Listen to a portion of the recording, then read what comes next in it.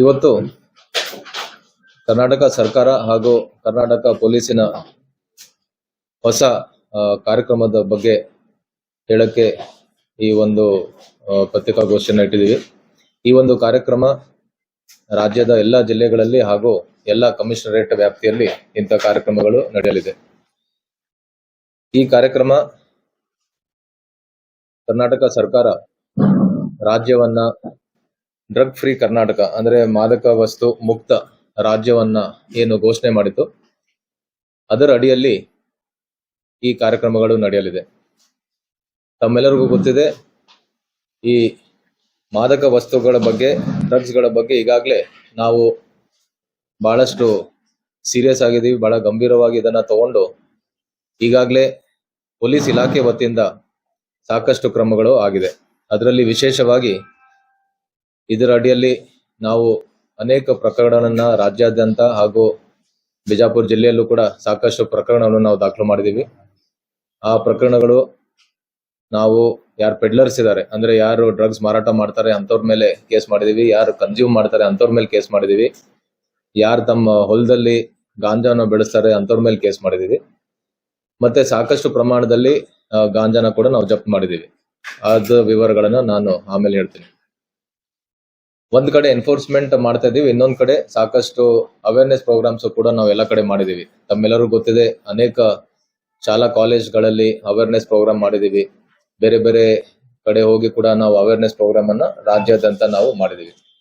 So ಇದನ್ನ mainly ಈ ನಾವು ಕೇಸಸ್ ಹಾಕೋದು, ಅವೇರ್ನೆಸ್ ಮಾಡೋದು, ಈ ಡ್ರಗ್ಸ್ಗೆ ಏನು ಡಿಮ್ಯಾಂಡ್ ಇದೆ ಮತ್ತೆ ಸಪ್ಲೈ ಏನಾಗುತ್ತೆ ಅದನ್ನ ಕಡಿವಾಣ ಹಾಕಕ್ಕೆ ಏನ್ ಪೆಡ್ಲರ್ಸ್ ನ ಹಿಡಿದು ಈ ಸಪ್ಲೈ ಅನ್ನ ನಿಯಂತ್ರಣ ಮಾಡೋದು, ಅವೇರ್ನೆಸ್ ಪ್ರೋಗ್ರಾಮ್ಸ್ ಅನ್ನ ಮಾಡಿ ಏನು ಡಿಮ್ಯಾಂಡ್ ಇದೆ ಸಾರ್ವಜನಿಕರಿಂದ, ವಿಶೇಷವಾಗಿ ವಿದ್ಯಾರ್ಥಿನಿಂದ ಡಿಮ್ಯಾಂಡ್ ಇದೆ ಅದನ್ನ ಕಂಟ್ರೋಲ್ ಮಾಡೋದು.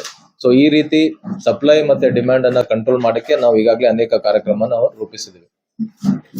ಇದನ್ನ ಇನ್ನೂ ಹೆಚ್ಚಿಗೆ ಕಾರ್ಯರೂಪಕ್ಕೆ ತರಕ್ಕೆ, ಇನ್ನೂ ಹೆಚ್ಚಿನ ಪರಿಣಾಮಕಾರಿಯಾಗಿ ಈ ಫೈಟ್ ಅಗೇನ್ಸ್ಟ್ ಡ್ರಗ್ಸ್ ಏನಿದೆ ಇದನ್ನ ಇನ್ನೂ ಹೆಚ್ಚಿಗೆ ಒಂದು ಪರಿಣಾಮಕಾರಿಯಾಗಿ ಆಗಕ್ಕೆ ಮತ್ತು ಅದಕ್ಕೆ ರಿಸಲ್ಟ್ ಇನ್ನೂ ಜಾಸ್ತಿ ಆಗೋ ಒಂದು ನಿಟ್ಟಿನಲ್ಲಿ ಕರ್ನಾಟಕ ಸರ್ಕಾರ ನಮ್ಮ ಮಾನ್ಯ ಮುಖ್ಯಮಂತ್ರಿ ಹಾಗೂ ಗೃಹ ಸಚಿವರ ನೇತೃತ್ವದಲ್ಲಿ 2 ಕಾರ್ಯಕ್ರಮವನ್ನ ನಾವು ರೂಪಿಸಿದೀವಿ. ಒಂದು ಆಪರೇಷನ್ ರೈಸ್ RISC ಮತ್ತೆ ಇನ್ನೊಂದು ಬೇಡ ಬ್ರೋ ಅಂತ ಕ್ರಮಗಳನ್ನ ನಾವು ಪ್ರಾರಂಭ ಮಾಡ್ತಾ ಇದೀವಿ ಇಡೀ ರಾಜ್ಯಾದ್ಯಂತ. ಈ ಆಪರೇಷನ್ ರೈಸ್ RISC ಇದರ ಅರ್ಥ, ಒಂದು ಆರ್ ಅಂದ್ರೆ ರೆಫ್ಯೂಸ್ ಅಂದ್ರೆ ನಿರಾಕರಣೆ. ನಾವು ಸಾರ್ವಜನಿಕರಲ್ಲಿ ಯಾರ್ಯಾರು ಕನ್ಸ್ಯೂಮರ್ಸ್ ಇದ್ದಾರೆ ಅವರಿಗೆ ಒಂದು ಅವೇರ್ನೆಸ್ ಮೂಡಿ ಈ ಡ್ರಗ್ಸ್ ಅನ್ನ ತಗೊಳಕ್ಕೇನೆ ನಿರಾಕರಣೆ ಮಾಡಿದ್ರೆ ಸಾಕಷ್ಟು ಪರಿಣಾಮ ಈ ಏನು ಫೈಟ್ ಅಗೇನ್ ಡ್ರಗ್ಸ್ ಇದೆ ಅದಕ್ಕೆ ನಾವು ಮಾಡ್ಬೋದು. ಅದ್ರ ಜೊತೆಗೆ ಇನ್ಫಾರ್ಮ್ ಅಂದ್ರೆ ಮಾಹಿತಿ ನೀಡೋದು. ಮೂರನೇದು ಸಪೋರ್ಟ್ ಹಾಗೂ ಈ ಎಂಪವರ್. ಸೊ ಹಾಗಾಗಿ ರೈಸ್ ಅಂತ ಈ ಕಾರ್ಯಕ್ರಮದ ಅಡಿಯಲ್ಲಿ ಈಗಾಗಲೇ ನಾನು ಹೇಳಿದೆ, ಈ ಹಿಂದೆ ಪೊಲೀಸ್ ಇಲಾಖೆ ವತಿಯಿಂದ ಸಾಕಷ್ಟು ಕ್ರಮಗಳು ಆಗಿದೆ. ಆದ್ರೆ ಈಗ ಈ ರೈಸ್ ಏನು ನಾವು ಹೊಸ ಕಾರ್ಯಕ್ರಮ ಮಾಡ್ತಾ ಇದೀವಿ ಅದರಲ್ಲಿ ಬರೀ ಪೊಲೀಸ್ ಇಲಾಖೆ ಅಲ್ಲದೆ ಸರ್ಕಾರದ ಇನ್ನೂ ಬೇರೆ ಬೇರೆ ಇಲಾಖೆಯವರು ಕೂಡ ನಮ್ ಜೊತೆ ಕೈ ಜೋಡಿಸ್ತಾರೆ.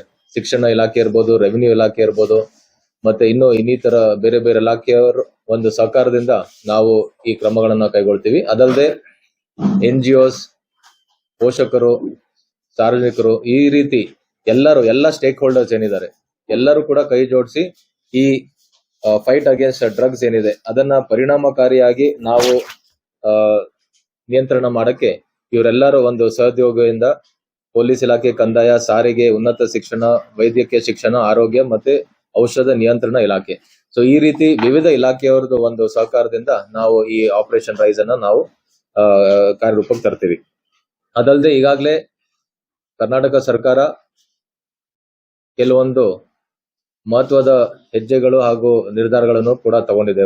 ಅದರಲ್ಲಿ ANTF ಅಂದ್ರೆ ಆಂಟಿ ನಾರ್ಕೋಟಿಕ್ಸ್ ಟಾಸ್ಕ್ ಫೋರ್ಸ್, ಇದನ್ನ ಸ್ಥಾಪನೆ ಈಗಾಗಲೇ ಮಾಡಲಾಗಿದೆ. ಅದರ ಅಡಿಯಲ್ಲೂ ಕೂಡ ಸಾಕಷ್ಟು ಕೆಲಸಗಳು ಆಗ್ತಾ ಇದೆ.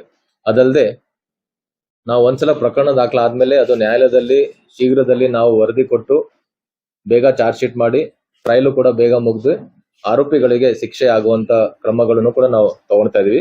ಅದರಲ್ಲಿ ಒಂದು ವಿಶೇಷವಾಗಿ ಅನೇಕ ಸಲ ನಾವು ಚಾರ್ಜ್ ಶೀಟ್ ಮಾಡಕ್ಕೆ ಕೆಲವೊಂದು ಟೆಕ್ನಿಕಲ್ ರಿಪೋರ್ಟ್ಸ್ ಆಗಿರ್ಬೋದು, FSL ರಿಪೋರ್ಟ್ಸ್ ಬರೋದು ತಡ ಆಗಿರುತ್ತಾರೆ.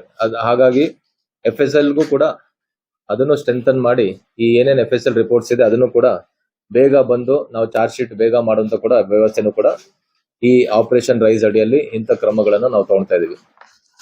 ಅದಲ್ಲದೆ ಇನ್ನೊಂದು, ಈಗಾಗಲೇ ನಾನು ಹೇಳಿದೆ, ಅನೇಕ ಸಂದರ್ಭದಲ್ಲಿ ನಾವು ನೋಡಿದೀವಿ, ನಾವು ಎಷ್ಟು ಕೇಸಸ್ ಮಾಡಿದೀವಿ, ಅದರಲ್ಲಿ ಬಹಳಷ್ಟು ಜನ ವಿದ್ಯಾರ್ಥಿನಿಯರು ಈ ವ್ಯಸನಕ್ಕೆ ಅವ್ರು ಒಳಗಾಗ್ತಿದ್ದಾರೆ. ಅದಕ್ಕೆ ಅವರ ಯಾವುದೋ ಬೇರೆ ಪ್ರಭಾವದಿಂದ ಇರ್ಬೋದು, ಮಾನಸಿಕ ಒತ್ತಡ ಇರ್ಬೋದು, ಜಸ್ಟ್ ಮನೋರಂಜನೆ ಎಂಟರ್ಟೈನ್ಮೆಂಟ್ಗೋಸ್ಕರ ಇರ್ಬೋದು, ಅಥವಾ ಪಿಯರ್ ಪ್ರೆಷರ್, ಬೇರೆ ಬೇರೆ ಸ್ನೇಹಿತರದೊಂದು ಒತ್ತಡದಿಂದ ಇರ್ಬೋದು, ಅಥವಾ ಪ್ರಾಯೋಗಿಕಾತ್ಮಕವಾಗಿ ಅಂದ್ರೆ ಜಸ್ಟ್ ಒಂದ್ಸಲ ಟ್ರೈ ಮಾಡಿ ನೋಡೋಣ ಏನಾಗತ್ತೆ ಅಂತ. ಸೊ ಇಂಥ ವಿವಿಧ ಕಾರಣದಿಂದ ನಮ್ಮ ಈ ವಿದ್ಯಾರ್ಥಿನಿಯರು ಈ ಡ್ರಗ್ಸ್ ಒಂದು ಜಾಲಕ್ಕೆ ಅವರು ಒಳಗಾಗ್ತಿದ್ದಾರೆ. ಸೊ ಹಾಗಾಗಿ ಅವೇರ್ನೆಸ್ ನಾವು ಯುವಕರಲ್ಲಿ ನಾವು ಮೂಡಿಸ್ಬೇಕಾಗತ್ತೆ. ಅದು ನಾವು ಸಭೆ ಸಮಾರಂಭವನ್ನು ನಾವು ಮಾಡಿ ಹೇಳ್ತಾ ಇದೀವಿ. ಆದ್ರೆ ಈಗ ಈ ಬೇಡ ಬ್ರೋ ಅಂತ ಏನು ಕಾರ್ಯಕ್ರಮ ಇದೆ ಅದರಲ್ಲಿ ನಾವು ಈ ಸೋಷಿಯಲ್ ಮೀಡಿಯಾ ಮೂಲಕ ಬೇರೆ ಬೇರೆ ವಿವಿಧ ಪೋಸ್ಟರ್ಸ್, ಶಾರ್ಟ್ ಫಿಲ್ಮ್ಸ್, ಅದ್ರ ಮೂಲಕ ನಾವು ಅವರಿಗೆ ಅರ್ಥ ಆಗೋ ಹಾಗೆ, ಅವರಿಗೆ ಯುವ ಸ್ನೇಹಿ ಸಂದೇಶವನ್ನ ನೀಡಿ ಈ ಡ್ರಗ್ಸಿನ ಏನು ತಗೊಂಡ್ರೆ ಏನ್ ದುಷ್ಪರಿಣಾಮ ಇದೆ, ಆರೋಗ್ಯದ ಮೇಲೆ, ದೈಹಿಕ ಆರೋಗ್ಯದ ಮೇಲೆ, ಮೆಂಟಲ್ ಸ್ಟೇಟಸ್ ಮೇಲೆ ಏನೇನ್ ಎಫೆಕ್ಟ್ ಆಗತ್ತೆ ಅದ್ರ ಬಗ್ಗೆ ನಾವು ಇಂಥ ಶಾರ್ಟ್ ವಿಡಿಯೋಸ್ ಸೋಷಿಯಲ್ ಮೀಡಿಯಾ ಮುಖಾಂತರ ಅವರಿಗೆ ನಾವು ಕೊಡ್ತಾ ಇದೀವಿ. ಮತ್ತೆ ಈ ವಿಡಿಯೋಸ್ ಇಂದ ಅವರು ತಮ್ಮ ಇಂಥ ಚಟುವಟಿಕೆಗಳಿಗೆ ಅಥವಾ ಇಂಥ ಡ್ರಗ್ಸಿಗೆ ಒಳಗಾಗದೆ ಅವ್ರು ಬೇರೆ ಬೇರೆ ರೀತಿಯಿಂದ ಕ್ರೀಡೆಗಳಲ್ಲಿ, ಶಿಕ್ಷಣದಲ್ಲಿ, ಆರೋಗ್ಯಕರ ಆಕ್ಟಿವಿಟೀಸ್ ಅಲ್ಲಿ ಅವ್ರು ಇನ್ವಾಲ್ವ್ ಆಗಿ ಅವ್ರು ತಮ್ಮ ಜೀವನದನ್ನ ಸುಧಾರಿಸ್ಕೊಂಡು ಹೋಗೋ ನಿಟ್ಟಿನಲ್ಲಿ ಇಂಥ ಒಂದು ಕಾರ್ಯಕ್ರಮ ರೂಪಿಸಲಾಗಿದೆ. ಸೊ ಕೊನೆಯದಾಗಿ ಈ ಎರಡು ಪ್ರೋಗ್ರಾಮ್ಸ್ ಏನಿದೆ, ರೈಸ್ ಮತ್ತೆ ಈ ಬೇಡ ಬೋ ಕಾರ್ಯಕ್ರಮಗಳು, ಮೇಲಿ ನಮ್ಮ ಯುವ ಜನರನ್ನ ನಾವು ಮಾದಕ ವ್ಯಸನ ವಿರೋಧಿ ರಾಯಭಾರಿಗಳನ್ನಾಗಿ ಮಾಡಲು ಈ ಕಾರ್ಯಕ್ರಮಗಳನ್ನು ನಾವು ರೂಪಿಸಿದೀವಿ. ಸೊ ಈವರೆಗೆ ಏನ್ ಪೊಲೀಸ್ ಇಲಾಖೆಯಿಂದ ಅನೇಕ ಕಾರ್ಯಗಳು ಆಗ್ತಾ ಇತ್ತು, ಈಗ ಬೇರೆ ಬೇರೆ ಇಲಾಖೆ, ಬೇರೆ ಬೇರೆ ಸಂಘ ಸಂಸ್ಥೆಯವ್ರ ಜೊತೆ ಸೇರಿ ಈ ಕಾರ್ಯಕ್ರಮಗಳನ್ನ ಮಾಡಿ ಇದ್ರದ್ದು ಈ ಡ್ರಗ್ಸ್ ನ ಮೂಲ ಏನಿದೆ, ಯಾಕಿದು ಇಷ್ಟೊಂದು ನಾವು ಕೇಸಸ್ ಹಾಕಿದ್ರು ಯಾಕೆ ಇನ್ನೂ ಆಗ್ತಾ ಇದೆ, ಅದ್ರ ಬಗ್ಗೆ ಎಲ್ಲ ನಾವು ತಿಳ್ಕೊಂಡು ಅದ್ರ ಮೇಲೆ ಕ್ರಮ ಕೈಗೊಳ್ತೀವಿ. ಹೇಳಿ. ನೋಡಿ, ನಾನು ನಮ್ಮ ಪೊಲೀಸ್ ಇಲಾಖೆ ಬಗ್ಗೆ ಹೇಳ್ಬೋದು. ಈಗಾಗಲೇ ಹೇಳಿದ್ದೀನಿ, ಸಾಕಷ್ಟು ಕೇಸ್ಗಳನ್ನ ನಾವು ಮಾಡಿದೀವಿ. ಅದ್ರ ಜೊತೆಗೆ ಈ ಆಪರೇಷನ್ ರೈಸ್ ಅಡಿಯಲ್ಲಿ ಈಗಾಗಲೇ ನಾನು ಬಹಳ ಡಿಟೇಲ್ ಆಗಿ ಹೇಳಿದ್ದೀನಿ. ಬೇರೆ ಬೇರೆ ಇಲಾಖೆಯವ್ರ ಜೊತೆನೂ ಕೂಡ ನಾವು ಸೇರಿ ಅವ್ರದ್ದು ಒಂದು ಸಹಕಾರ ತಗೊಂಡು ಈ ಹೋರಾಟದಲ್ಲಿ ಎಲ್ಲರಿಗೂ ಕೂಡ ನಾವು ಅವ್ರದ್ದು ಅಸಿಸ್ಟೆನ್ಸ್ ಕೂಡ ತಗೊಳ್ತೀವಿ.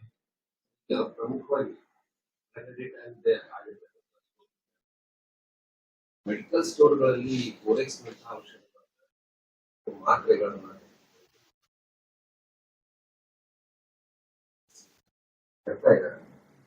ಮೆಡಿಕಲ್ ಸ್ಟೋರ್ಗಳಿಗೆ ಅದು ನಮ್ಮಿಂದನೂ ಈಗಾಗಲೇ ಇದ್ರ ಬಗ್ಗೆ ಎಲ್ಲ ನಮ್ಮ ಆಫೀಸರ್ ತಿಳಿಸಿದೀವಿ. ಅದ್ರ ಜೊತೆಗೆ ಡ್ರಗ್ ಕಂಟ್ರೋಲ್ ಡಿಪಾರ್ಟ್ಮೆಂಟ್, ಈಗಾಗಲೇ ಹೇಳಿದೆ ನಾನು, ಡ್ರಗ್ ಕಂಟ್ರೋಲ್ ಡಿಪಾರ್ಟ್ಮೆಂಟ್ ಕೂಡ ಈ ನಮ್ಮ ಆಪರೇಷನ್ ರೈಸ್ ಅಡಿಯಲ್ಲಿ ಅವ್ರದ್ದು ಕೂಡ ಪಾತ್ರ ಇದೆ. ಸೊ ಅವ್ರ ಜೊತೆನೂ ಈಗ ಮುಂಬರುವ ದಿನಗಳಲ್ಲಿ ಅವ್ರ ಜೊತೆನೂ ಮೀಟಿಂಗ್ ಅನ್ನ ಮಾಡಿ ಓವರ್ ದ ಕೌಂಟರ್ ಏನೇನು ಈ ರೀತಿ ಸೇಲ್ ಆಗ್ತದೆ ಅದನ್ನು ಕೂಡ ಕಂಟ್ರೋಲ್ ಮಾಡೋಕೆ ಕ್ರಮ ಕೈಗೊಳ್ತೀವಿ. ದಸ್ತಗಿರಿ ಮಾಡಿರೋದು ಈ 5 ಜಿಲ್ಲೆಗಳಲ್ಲಿ ಬಿಜಾಪುರ ಜಿಲ್ಲೆನೇ ಪ್ರಥಮ ಸ್ಥಾನದಲ್ಲಿದೆ. ಈ ವರ್ಷ ಜೂನ್ 30ನೇ ತಾರೀಕುವರೆಗೆ ಈಗಾಗಲೇ 118 kg ಗಾಂಜಾವನ್ನ ಇಲ್ಲಿ ಸೀಸ್ ಮಾಡಿದ್ದಾರೆ. ಇದರ ಮೌಲ್ಯ ಸುಮಾರು 24 ಲಕ್ಷ ಆಗಿದೆ. ಈಗಾಗಲೇ 37 ಆರೋಪಿಗಳನ್ನ ದಸ್ತಗಿರಿ ಮಾಡಿದ್ದಾರೆ. ಅದರಲ್ಲಿ 20 ಜನ ಪೆಡ್ಲರ್ಸ್ ಇದ್ದಾರೆ, ಮತ್ತೆ 17 ಜನ ಕನ್ಸ್ಯೂಮರ್ಸ್ ಇದ್ದಾರೆ. ಇನ್ನೊಂದು ಬಹಳ ಮುಖ್ಯವಾದಂತ ವಿಷಯ, ಈವರೆಗೆ ನಾವು NDPS ಕಾಯ್ದೆ ಅಡಿಯಲ್ಲಿ ಡ್ರಗ್ಸ್ ಅಫೆಂಡರ್ಸ್ ಮೇಲೆ ಕೇಸ್ ಮಾಡ್ತಾ ಇದ್ವಿ. ಈ ಸಲ ಪ್ರಥಮ ಬಾರಿಗೆ ಈ ಜಿಲ್ಲೆಯಲ್ಲಿ ಪಿಟ್ NDPS ಅಡಿಯಲ್ಲಿ ಪ್ರಕರಣ ದಾಖಲಾಗಿದೆ. ಸೊ ತಮ್ಮೆಲ್ಲರಿಗೂ ಗೊತ್ತಿದೆ, ಈ ಗುಂಡಾ ಕಾಯ್ದೆ ತಮ್ಮೆಲ್ಲರಿಗೂ ಗೊತ್ತಿದೆ, ಯಾರ್ಯಾರು ಹ್ಯಾಬಿಚುವಲ್ ಅಫೆಂಡರ್ಸ್ ಇದ್ದಾರೆ, ರೌಡಿ ಶೀಟರ್ಸ್ ಇದ್ದಾರೆ, ಅಂತವ್ರ ಮೇಲೆ ನಾವು ಪ್ರಿವೆಂಟಿವ್ ಆಕ್ಷನ್ ಆಗಿ ಗುಂಡಾ ಕಾಯ್ದೆ ಅಡಿಯಲ್ಲಿ ಬಂಧಿಸಿದ್ರೆ ಅವರಿಗೆ ನಾವು 1 ವರ್ಷ ಮಟ್ಟಿಗೆ ಕಾರಾಗೃಹದಲ್ಲಿ ನಾವು ಇಡ್ಬೋದು, ಬಂಧನದಲ್ಲಿ.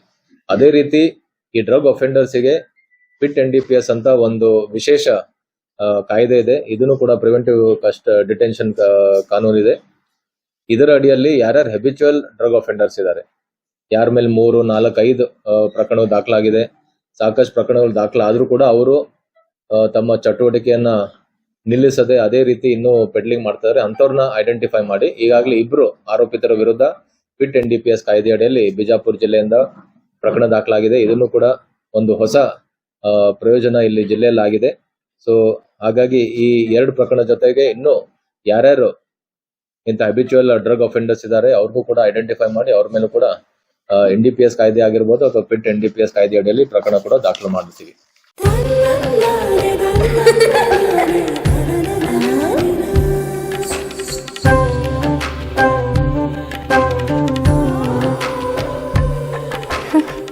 ನನ್ನ ಸುಂದರವಾದ ಪುಟ್ಟಿ.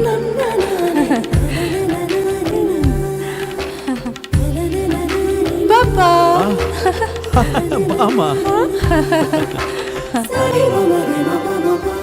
ಇದು ಹಲ್ದಿಗಲ್ವೇ? ಇದು ಮೆಹಂದಿ. ಇದು ಅದು ರಿಸೆಪ್ಷನ್ಗೆ.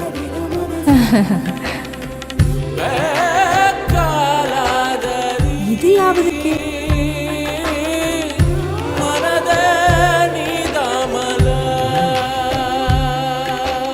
For me? Sultan Diamonds and Gold. Your life, your moments. Treasure the golden moments of your life.